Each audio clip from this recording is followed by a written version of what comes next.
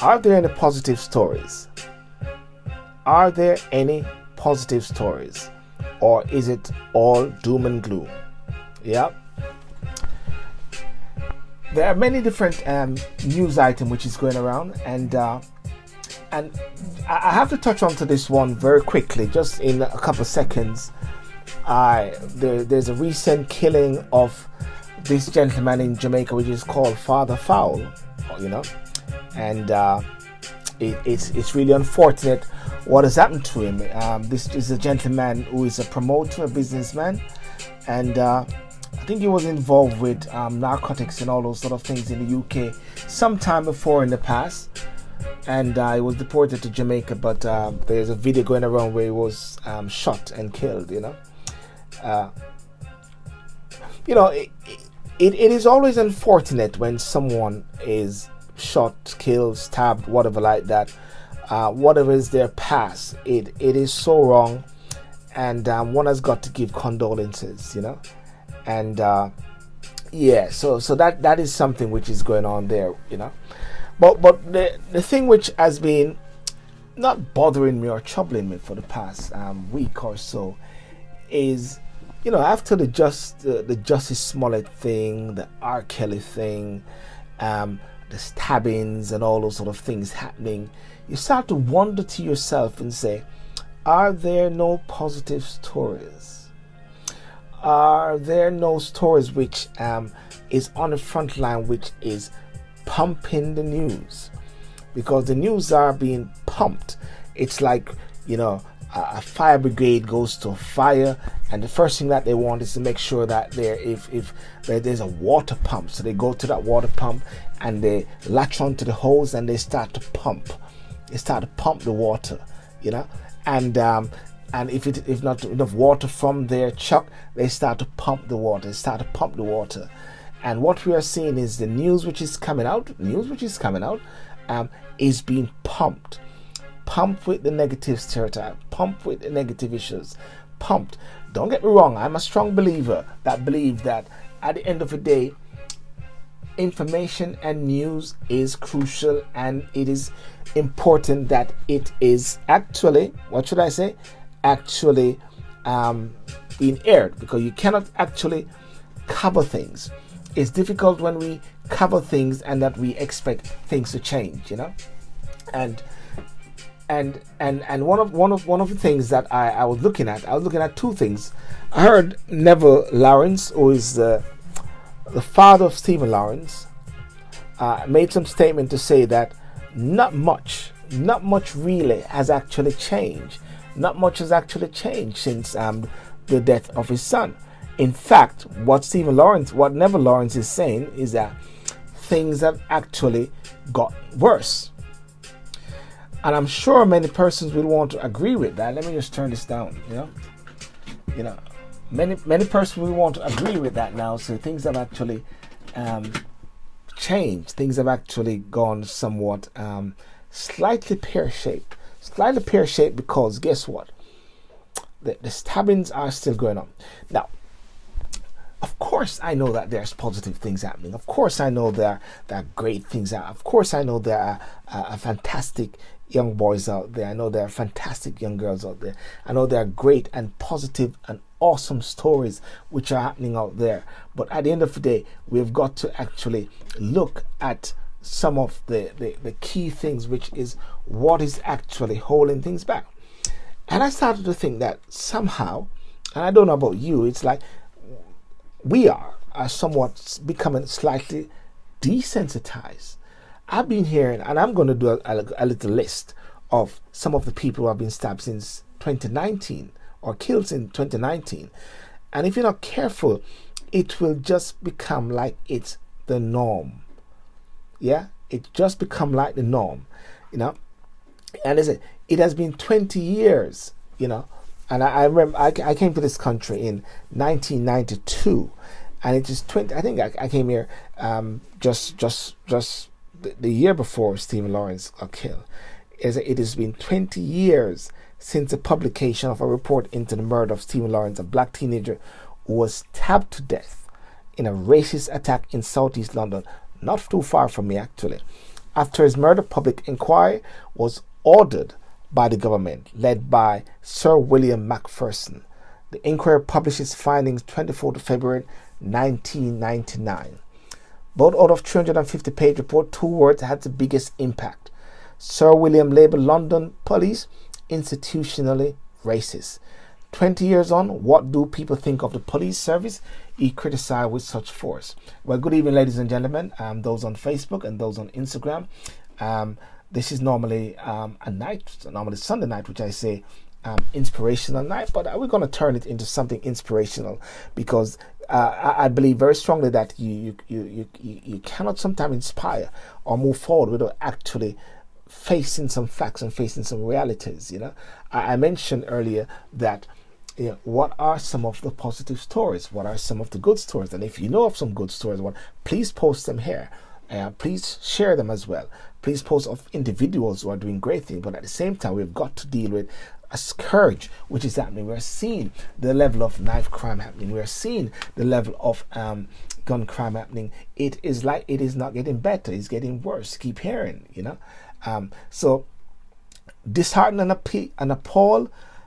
Miss Yvonne Lawrence says she's disheartened and appalled to hear what young people think of the police.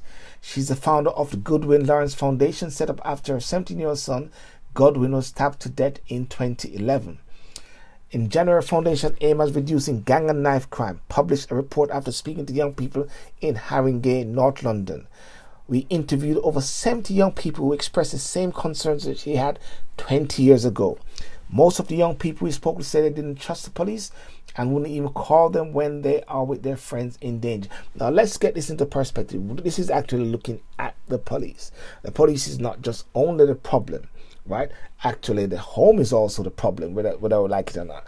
And the community is also the problem in dealing with rearing, grooming, and actually nurturing the future. Right? That is why we need more diversity. More young people from these backgrounds need to feel like they can identify with the police. Right? Think about this for a second. That is why we need more diversity. More young people from these backgrounds need to feel like they can identify with the police. Identify with the police. What do one mean by identify with the police?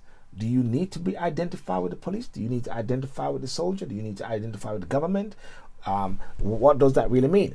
The issue of trust kept coming up, and once you identify with someone, you immediately start to trust them more.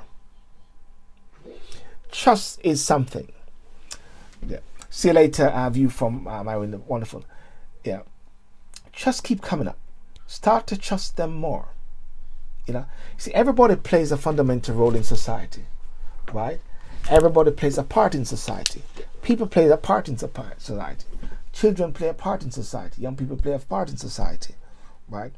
I sometimes start to wonder about the trust factor. I start to wonder sometimes, do we need to be pals? Do we need to be buddies? Do we need to be, say, hey, we are good friends, we can relate?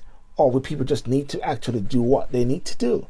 The case of Justice Smollett, if he's innocent, well, somebody pull a fast one. If he's wrong, well, he's simply wrong. R. Kelly, if he's wrong, he's simply wrong. Pedophilia and all those sort of things is simply wrong. Knife crime, persons who stab, certain persons who kill, if they're wrong, they're simply wrong. Keep it simple, right? Parents, if they're not rearing and grooming their children properly, that means to say they're wrong, or they lack the ability to parent. Leroy Logan, former Met Police officer and ex-chairman of the National Police Black Association, he said simply, 20 years after Macpherson, he said, the force still remains institutionally racist. Now, Logan is part of the police force, was part of the police force, so he's speaking from the horse's mouth. Logan said improvements were made post-Macpherson, such as hate crime now being identified, but we still don't have the promotion of equality and justice in the organization. Black officers are disproportionately subject to discipline compared to their white counterparts. Now, why is that? After all these years, when black police officers were getting into the police force, they are saying, actually, it is actually getting worse. You still see black staff hugging the lower ranks, and they aren't breaking through to the upper levels of the organization. This is 2019 in the UK. How can that be? Who is the fault? Is it the police? Is it also persons from the black community, from the black organization, or maybe saying to persons it is institutional racist and therefore it is not a good place to go, so people not joining the force and therefore people don't look like each other.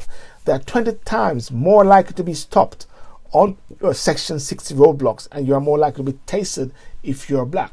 Leroy Logan knows what the issue is, because guess what? He has authority and figures on that. So even if this is unconscious bias, the fact the police force know these figures but have not decided to question why this is happening and haven't addressed it, it is institutionally racist, right? And he said, in London, we have white British gangs, Bengali gangs, Eastern European, you name it.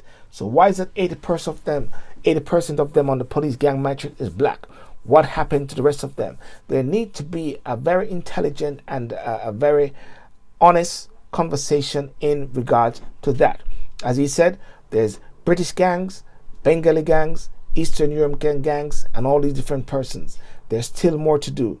Sir William Macpherson mentioned that. So what is the issue? I like to hear your views. I mean, people will come back to this after in the replay, but I'm conscious that somehow it is becoming desensitized, whereby it is somewhat becoming the norm, right? There's a gentleman called Gwenton Soley. Gwenton Soley, 35, served 3 years in prison for armed robbery before going on to become one of Britain's leading anti-gangs advisors. He has helped to set up witness protection programs, train Met police officers, and had national contract to work with young people, but he too says the police are still institutionally racist. Now, this is a gentleman who has actually worked with the police. He served 3 years in prison for armed robbery, but he's out now and he's actually helping person. He's saying it is institutional racist. And if one understands the story of Gwenton Soley, recently he has been, police has searched his home a couple of times, and I don't know if they'd arrest him, but he's actually been messed up somehow. He lost a lot of contract as well because he's under the specs of the police. What is really going on there? Tim Head, 25, a volunteer for Hackney Stop and Search Monitoring Group and the Youth Independence Advisory Group, YAG. He said the impact of the report is felt in many ways and still talked about a lot, right? I think in terms of the rhetoric, it's had a huge impact. But what they are saying, it is not working. There's an utterly different force. Cressida Dick, Britain's most senior police officer, believed the Macpherson report was the most important thing that happened in my service. She said, currently 14% of police officers are from BAME, Black, Asian and minority ethnic backgrounds. However, 40% of the London population come from BME backgrounds. Right? So 14% of the Met police officers are from BME. 40% of London population come from BME. This means if the Met continues to recruit at this rate, it will take 100 years to build a workforce that truly reflects the community it serves. Despite this, Dick says she does not believe the force is still institutional racist. So the police who is in charge, a top cop, is saying it is not institutional racist. The key workers on the ground, persons who are working in the field within the community, say it is institutional racist. So therefore there need to be a balancing ground. I still simply do not see it as a helpful or accurate description. This is an utterly different Metropolitan Police Force, she claimed, right? So that is what is happening. So one has to think now and think and look at it this way and say, what is the story? What is the positive story? Is it going to be like this? Because if it is like this now, then more than likely it's going to continue like this. It's going like a spiral down. Because if the figures are not adding up to show that it is getting better, then it is getting worse. Right? And they're talking about from the Stephen Lawrence time, Neville Lawrence, his father, is saying it is getting worse. And I got some figures here. And just go straight into the figure, just to really jog us to a certain extent, to look at where we're at since 2019. Every week, if you listen and if you watch the news, or even if you are just there and you're on your phone and something pop up, you'll see stabbings, killing in the church, even persons outside of church for a church event, stabbed, killed, shot. It's just happening naturally, right? I did a forum the other day, which was the solution-oriented summit. And one of the things that came out of it is that there's so many moving parts. There's so many different groups, so many different organizations. Some are territorial, some control a turf in a way. And one of the devastating thing is sometimes is like one actually is wondering what really is happening, right? Crime count, London stabbings. Let me just give you some figures. Latest knife crime statistics and attacks, right? London knife epidemic is showing no signs of ending, with the capital reeling from fatal attacks since the start of 2019, with last year being London's bloodiest in almost a decade as the number of homicides reached 135. The plague of knife crime is not nearing its end, right? Charlotte Huggins was stabbed to death in Camberwell in London just after 4 a.m. January the 1st, right? 2 people were fatally stabbed in separate knife attack in the capital in the first 6 hours of 2019. That was Charlotte Huggins, 33, a Romanian bouncer, Tudor, also 33. And as of February 19, 3 teenagers have already lost their lives in London this year. Jaden Moody, 14, Nedim Biggin, 17, Latiana Richards, 19, were all killed as a result of stabbing. Dennis Anderson, 39, died in East Dulwich, and 34-year-old Polish national Kamil Males was found dead at his home. And on February 8th, mom Aline Mendes, 39, was stabbed to death outside a school in Chem, Surrey, Greater London. On February 18th, a man collapsed and died at the Wesley Hotel near Euston Station after being knifed. February 21st, a 23-year-old man was stabbed to death in London. Yeah, right? So it is just continuing. The first knife murder victim of the new year was Charlotte Huggins, as I said before. But if you look at the list now, and they somewhat break it down, right, from January the 1st to the 21st, we are talking about January the 1st, that was Charlotte Huggins. January the 1st, Tudor Simenon. January the 1st, 2 men, also security guards, 8/37/29, stabbed, during the attack. January the 5th, mom in her 30s. January the 5th, man 26. January the 8th, Jade Moody. January 11th, woman in her 50s. January 19th, 2 men aged 20 and 18 attacked and stabbed in Edmonton. January the 20th, man 57 found with stab injury in Kew. January the 27th, Camille 34 stabbed to death in Acton. January the 29th, Nedim Belgin 17 stabbed to death in Islington. Right? February the 3rd, 2 teens found with knife wounds may have been attacked in Felton Park, Met Police says. February the 5th, Lajan Richard, 19, stabbed to death in Battersea. February the 5th, teenager 18 rushed to hospital after being stabbed at around 1 a.m. on Durham Street near Euston Station in central London. February the 6th, teen boy stabbed on London bus in Hackney. February the 8th, 2 males aged 16 and 28 years were found suffering from stab wounds in Wood Green. February the 9th, man 23 in critical condition after being knifed in Neasden. February the 9th, boy 16 suffered stab wound after a fatal fight in Hayes. February the 10th, Dennis Anderson, 39, stabbed to death in East Dulwich. February the 18th, man stabbed to death in Euston. February the 21st, a 23-year-old man was stabbed to death in Lambeth. And ladies and gentlemen, I've just given up to February the 21st, and I'm sure there's more, right? What is really happening? You see, I asked a question because one actually have to ask a question and keep pondering that question to get the solution, because so many things and so many programs happened last year. So many things and so many programs happened the year before. So many persons talking about this whole thing. And it is still happening. So therefore, it is not adding up. And if it is not adding up, that means to say the mathematics and the arithmetics and the coming together is not working. Right?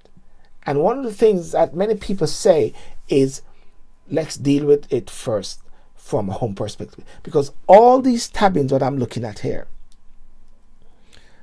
it's like the police could only come after. Would the police be able to prevent it? We don't know exactly where it was. Don't know exactly where some of them took place. Like exactly, I know the area. But would the police be able to stop that? Because normally the police is there in a way to sort out the chaos, to arrest the perpetrator. Of course, there's police by presence. Prevention by presence, I call it. Prevention by presence is whereby you're there, you're out there in the vicinity, and you're making somewhat of a difference by actually being present. But then at the same time, what is happening now is like the lack of tolerance, the lack of actually people communicating,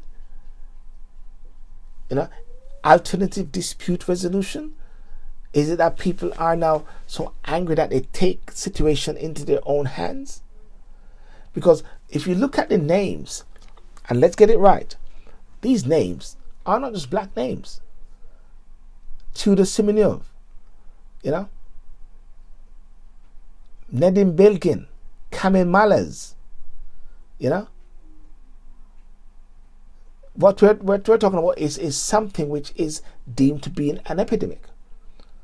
I don't ascribe blame really now to everyone just like that. Oh, it's the mayor. Oh, it's the government. Oh, it's the police. Yeah. And things like that. That is it's wide. It's not just the home. But home plays a fundamental part. The question I'm saying to you is, what is really happening? I don't know what is really happening. But all I know is something factual is happening, which is that there's stabbings and there are killings, and it is still happening, and it has not eased up since last year. The amount of program which took place, nothing really has changed. The amount of programs on BBC, Solution Oriented Summit, ITV, nothing has really changed. But there's a silver lining, and there's a good thing which is happening. Because amidst that, we've got to put it into perspective that it is still a minimum. It is still a minimum of the atrocities which is happening with young people. Because you've got great and fantastic, and I always say that great and fantastic young people who are doing fantastic. They're great programs. I'm seeing some people sending me some programs that, did you know about this program? Did you know about this? Did you know about that? Right? I've got 2 invitations of recently for some award program which is wanting to be established in the UK. So at the same time, there are positive things, but it's like do you silence, or is it the positive attributes needs to rise to a certain level, and for it to rise to a certain level, to silence the voice of the criminal element, whereby it is seen more? Is it that the media, the clickbait, they need to get things going, because at the end of the day, people like, and I wouldn't say they like, but people gravitate a lot. They gravitate a lot to the negative news, right? They don't gravitate to the positive news that much. They gravitate to the negative news, right? And so somebody just said, I'm interested in your take on primary school children being taught about. Okay, there's confusion, man. Look at it.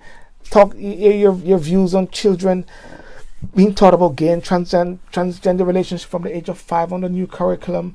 There is level of confusion in the society as well. It's all messed up, man.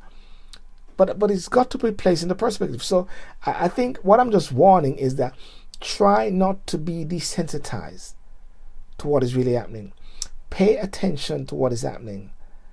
Because I found myself actually recently just actually thinking to myself and said, I keep missing. Somebody messaged me. I normally don't miss it, like when somebody gets killed or someone gets stabbed. But I keep missing and say, hang on a second, that one missed me. That one slipped me. Or you might hear it and it doesn't connect, or you don't get this level of annoyance. So the level of annoyance has got to increase. We have to be careful that we do not be desensitized, ladies and gentlemen. So as we go into the next week, starting the 25th of February, let us all play a part. And I say, and one of the things about playing a part is take care of your home first, right? Take care of your children first. Be your brother's keeper, be your sister's keeper, be a part of the solution as much as possible.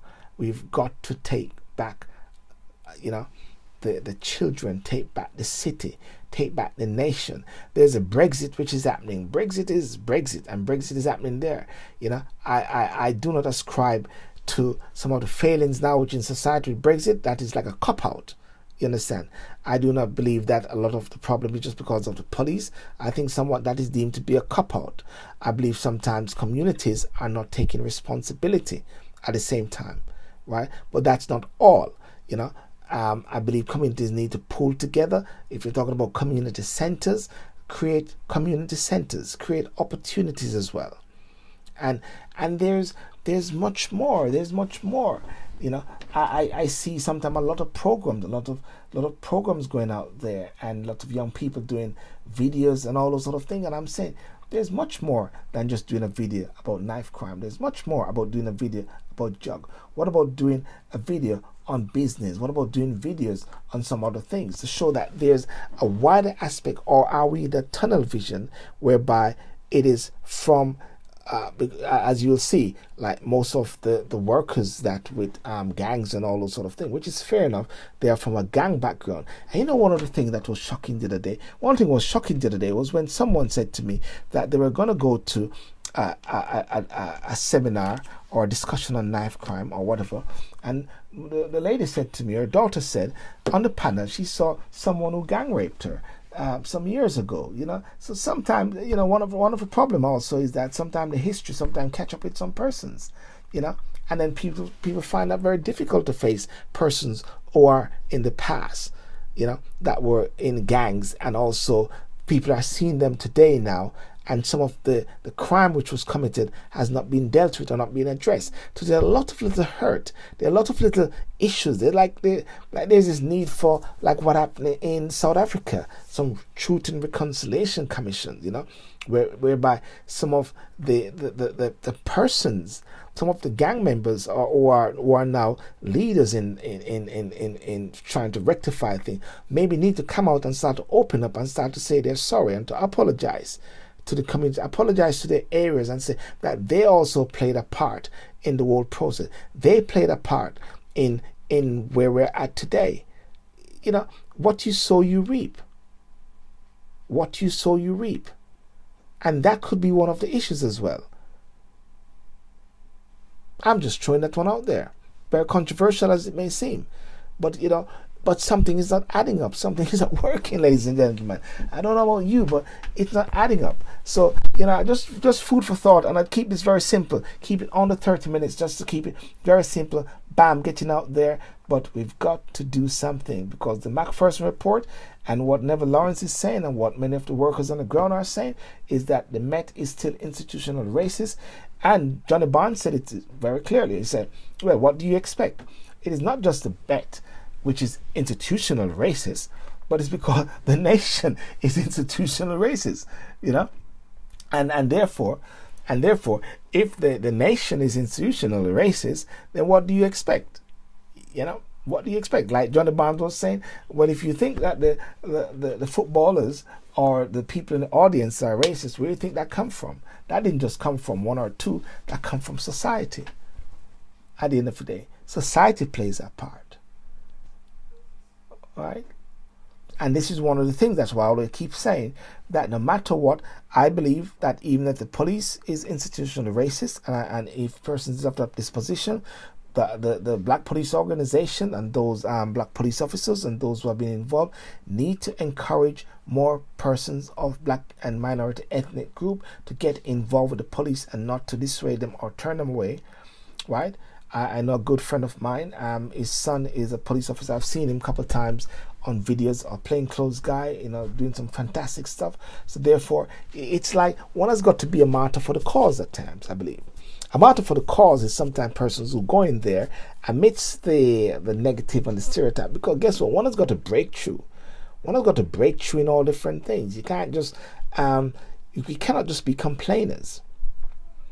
Right? We've got to take our position in the House of Parliament. There may be racism, we've got to take there. If you go somewhere and you realize that you want to be involved, and then you realize that you're the only black face there or whatever like that, and you say, I don't feel invited, it doesn't matter whether you feel invited or not. You got to have the call of legacy. You got to have the call of destiny upon you.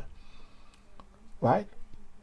You've got to have the call of duty, the call of destiny. That's why you got the Rosa Parks. That's why you got the Mandela. That's why you've got the Malcolm X. That's why you got the Martin Luther King. That's why you've got all these different persons. The call of duty, which is upon them, not the comfort zone of where they feel good and feel relaxed. So therefore, if you want to break down certain doors to make a difference, you've got to get in there and make that difference yourself. As I said, the Macpherson report after Stephen Lawrence, many years ago, it is saying it is worse. And I've just read out a lot of the persons who have been killed since the start of the year. It's not getting better.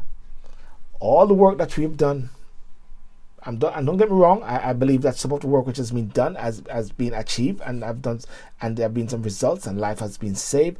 I've seen guys who are there getting knives off the community and getting knives off young guys and stopping young guys, but the figures is showing that it is getting worse. That's what hey Kavita, how are you doing? The figures are showing that it is getting worse. It's not getting better. Right? So yes, this is an inspirational talk. This is an inspirational talk for action. This is my Sunday night inspirational talk for action. For action. Action whereby each one plays a fundamental role. Right? Each one plays a part in the process. So therefore, if, as I said, if you want to be a police officer, you want to encourage persons to go into the police force, you encourage them to go into the police force. No matter what. Encourage them to go into the police force. If they want to get into the judicial system and they think it's racist or whatever like that, that's not the reason to stay out, that's the reason to get in there. If to get into an organization and you believe that you don't feel because you feel it is somewhat institutional racist, that's the reason to get in there. That's not the reason to stay out, because that's how changes come. And I don't speak of change for the sake of change. We've got to change. Sometimes it's not change. Sometimes it's just a compound thing which is happening on what is out there, ladies and gentlemen. So I'm saying, the reality and the facts is saying, the Macpherson report is actually saying that after 20 years or so, and still the death of Stephen Lawrence, it's not getting better. That's what the figures are saying. And since February, since this year, we have seen all these deaths, these stabbings, not just in London. It is showing that it is not getting better. Blame the mayor, blame the police, blame the system, blame the family. I just have one story to say. It is not looking good. And guess what? We all have a role to play. We all have a responsibility to play to fix the issue. Ladies and gentlemen, I'm Sylbourne Sydial, and I approve this message, and I hope you take it and try to be a part of a solution, and do not be desensitized to what is happening out there, because if you not be careful, it will look like the norm. Never allow it to be the norm. Okay? Thank you very much, and have a good night, and thank you so much for joining, and see you around on the other side. I will have to tap into the whole issue regarding the Windrush. I'm getting some more information on the Windrush and immigration. I'll have to do a topic on that one very soon, and also this one, which is a very charged one, and it is about the schools actually wanting to impose these new curriculum on our children, right? About different type of relationships. Many people do not like that, but guess what? People just accept these things. Just accept it and say, that's how it is, that's what we've got to do. And I say, no. You do not have to accept everything, right? There are ways you can challenge things, challenge government thinking. because normally sometimes what is happening is just one person or two persons with an agenda who is pushing their agenda, and they push that agenda on the people. Okay, and therefore what we've got to do is to stand our ground as much as possible. Okay, ladies and gentlemen, so thank you so much for coming on. Let me hear your views, and share this video and play it over again, and have a good night. And remember to like and subscribe to the Sylbourne Show, like and subscribe to the YouTube channel Sylbourne TV, and the Facebook page the Sylbourne Sydial Show, and have a wonderful week. Cheers. Bye bye.